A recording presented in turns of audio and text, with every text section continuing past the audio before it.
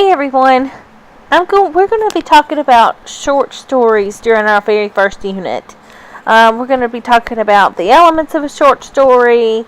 We're going to be talking about short story structure. We're going to be reading a lot of interesting short stories.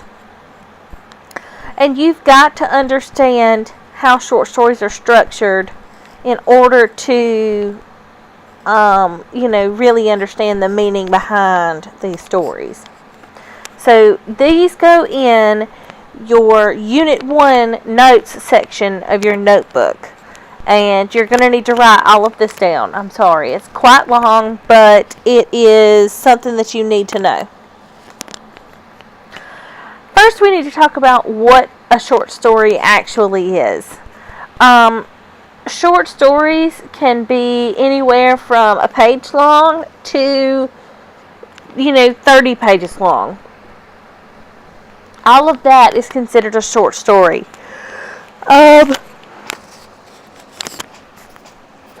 Usually, they are brief.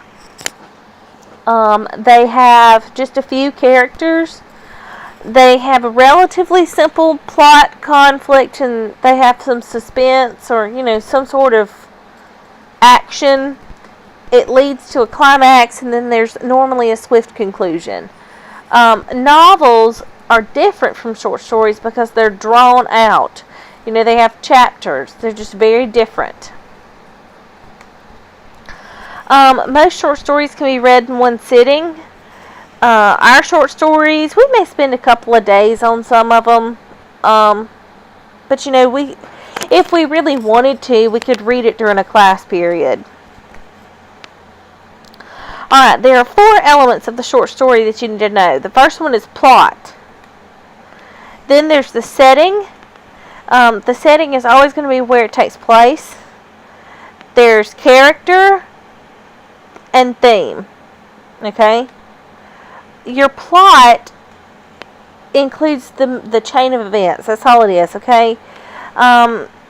It's got an introduction, an inciting incident, a rising action, a climax, and a falling action. Now, I'm going to have you label some plot diagrams to make sure you understand this. Our first story is probably going to be The Most Dangerous Game. And we're going to do a plot diagram for that. And then you've also got a resolution. Now, a resolution and a denouement are 2 different things. I don't know if you've heard the term denouement, but denouement is actually what happens after the resolution. This is what a plot graph looks like, and this is what I'm going to have you label. I'm going to have you label the parts of the story on this diagram.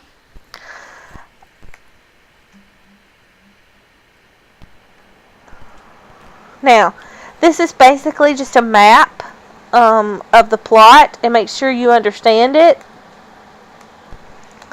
Alright, the introduction.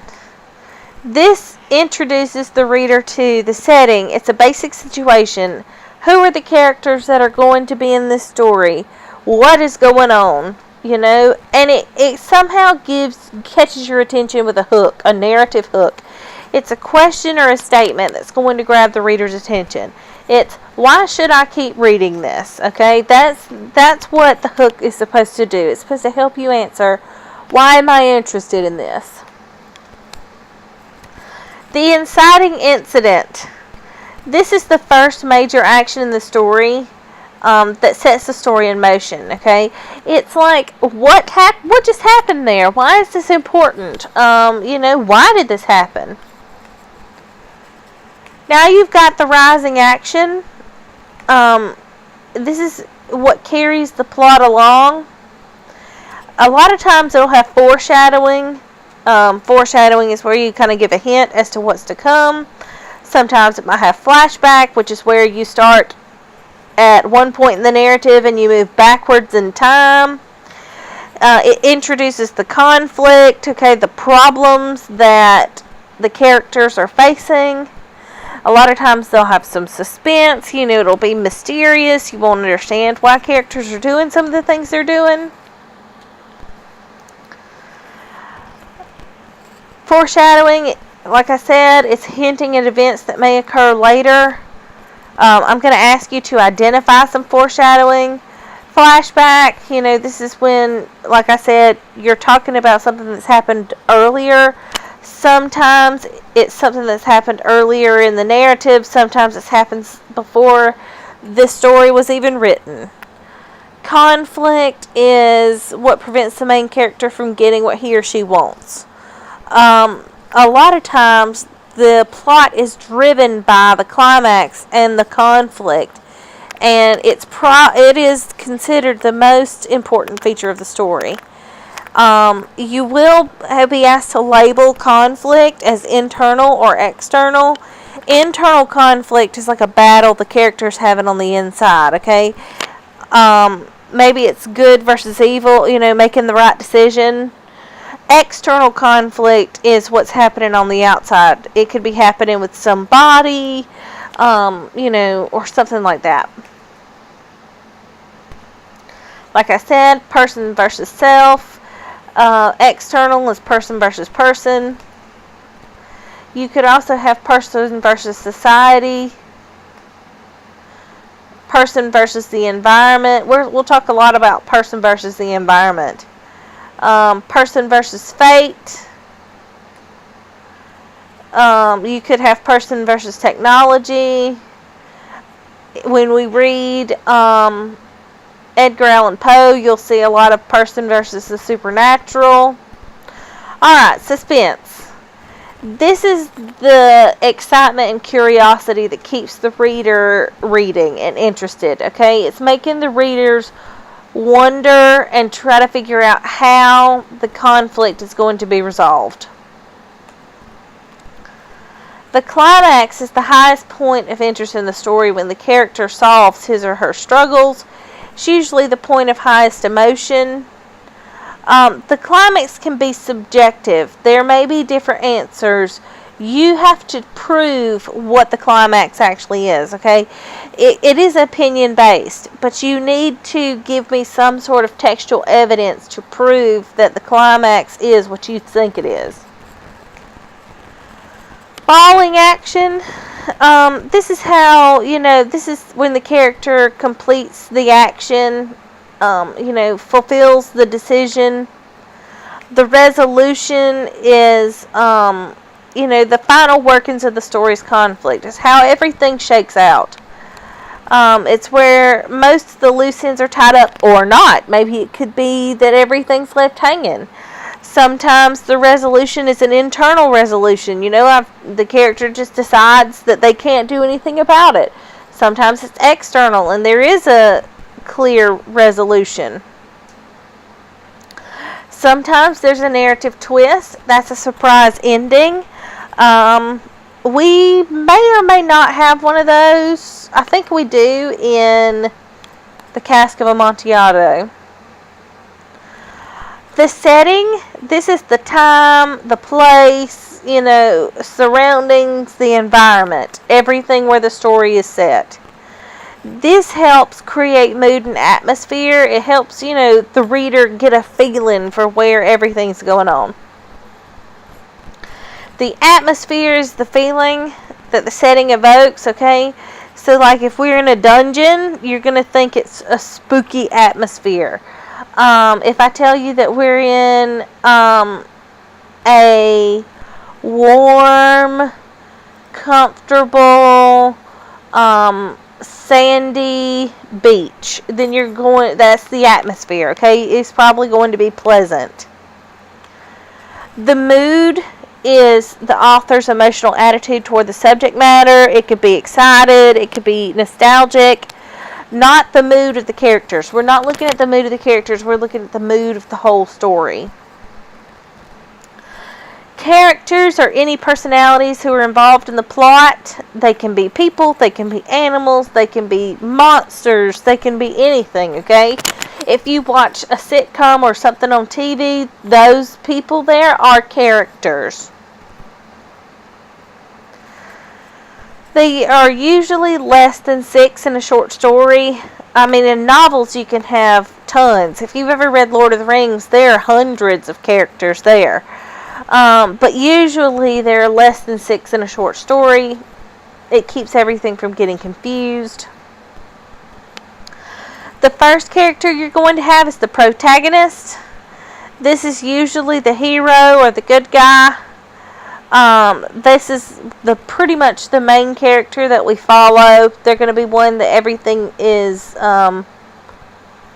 everybody's concerned with the protagonist. This is the character that strives to solve the conflict.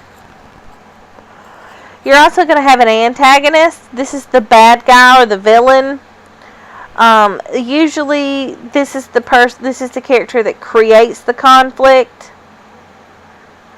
Then you're going to have secondary characters. These are any other characters who are necessary to moving the plot along. They may or may not be involved with the central conflict, okay? Sometimes they help the central conflict, sometimes not. When I ask you to describe characters, I'm going to want you to look at their personality characteristics. You got to look at what the character does, what the character says, what the other characters say about the character or do with the character. And then you've got to look at the narrative, what the author states directly. And you've also got to look at what the author infers. An inference is where you make a judgment about, something based on information you've got. Alright, the theme is complex. I don't want you to think that it's only the central idea. I don't want you to think that it's only the main idea. Think of it as an abstract idea, okay? Love conquers all. That's a good theme, okay? Another theme could be it's good versus evil. The way you determine theme is first you figure out what the conflict is, then you figure out what side of the conflict the story represents, and then you decide how is it resolved, who wins, who loses, what are they fighting for, okay? That's the best way to determine theme. What are these characters fighting for? It is not the moral of the story. It is not plot. It is the general subject matter of a work of art or literary piece. It may contain a message, but it is not only a message.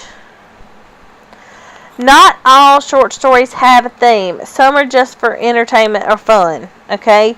The ones we will be reading have a theme.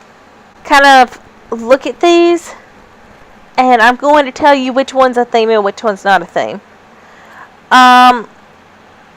Number 1, not a theme. That's the moral of a story. Number 2, not a theme. Number 3 is a theme. Number 4 is a theme. Number 5, not a theme. Number 6 is a theme. Number 7 is not a theme. Number 8 is a theme. Number 9, not a theme. Number 10 is a theme. Okay? Look at the difference. The abstract ideas versus the concrete reality. That's what I need you to remember. There may be a pop quiz over this, so make sure you have all these in your notes and that you study.